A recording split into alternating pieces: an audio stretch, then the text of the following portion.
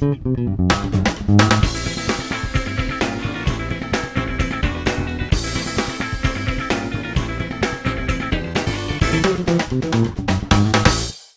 said it once, and I'll say it again. Special effects by themselves cannot make a movie. They can complement a movie, but they cannot make a movie. Now, if there was ever a film that epitomizes what I've been saying about special effects in movies, it's this film.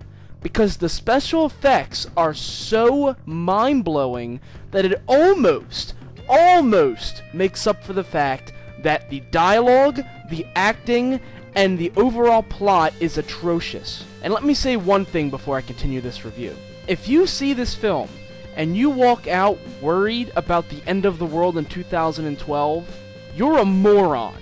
The so-called scientific evidence that this movie offers as to how the world will end in 2012 is complete bullshit. And for those of you who are wondering about what this movie is based on, the film's title refers to the Mayan calendar and how it states that in the year 2012, specifically the date December 21st, 2012, that the world will end. And sadly, that's all this film is based around. That thousands of years ago, the Mayans predicted that the world was going to end on this date. I believe my feelings towards this whole mess can be shown in this picture I will show you now. I'll give you a moment to read it. So, Mayan calendar nonsense aside, this film follows several characters, primarily John Cusack's character, as the world is ending. So as I said in the beginning of this review, this movie's special effects were absolutely phenomenal. And if there is one thing that Roland Emmerich can do, it is create very, very good special effects. However, this movie, and I'm not exaggerating, runs for about 2 hours and 45 minutes. And I am sorry, Ronald, but there is only so much special effects I can take. In fact, here is my exact reaction to the film's special effects as the movie progressed. Whoa, damn man, that looked cool. Whoa, man, that guy got screwed.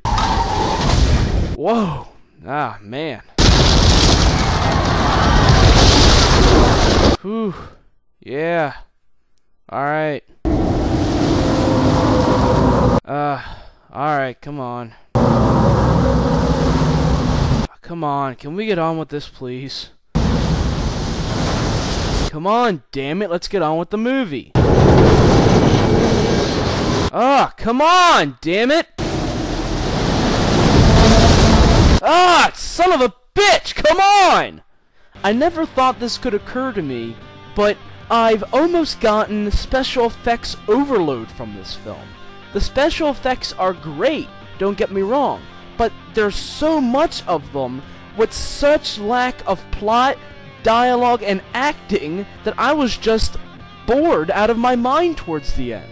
All I wanted was to leave the theater. Now, for those of you who can sit in a seat for 2 hours and 45 minutes and absorb all these special effects and enjoy it, this may be a good film for you.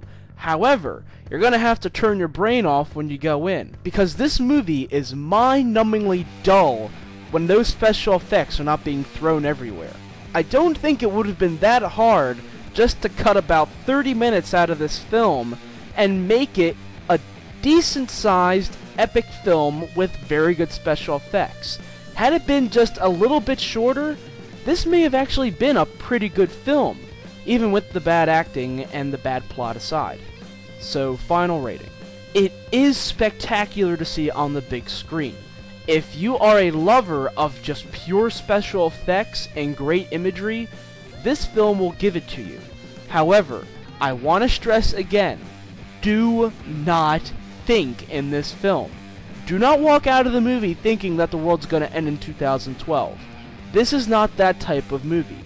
This is not a thought-provoking film. If you just go in expecting to have a good time with fun special effects, then you may have a good time in this movie. But that is the only way you can enjoy this film. I'm going to give this movie 2.5 stars.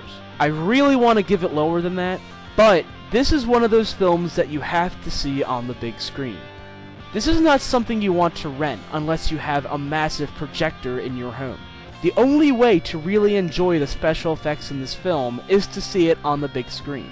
So, if you get the chance to see this movie for an early bird price, or even a matinee price, I would really recommend you do that.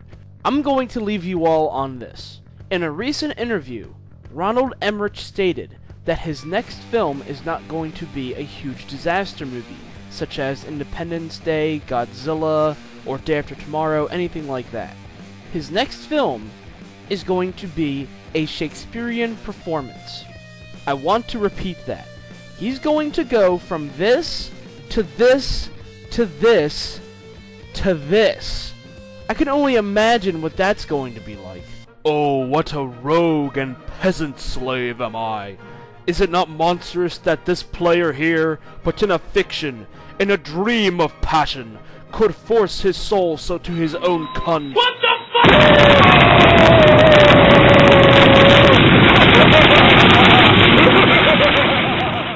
Yep, I'm looking forward to that. So, take care.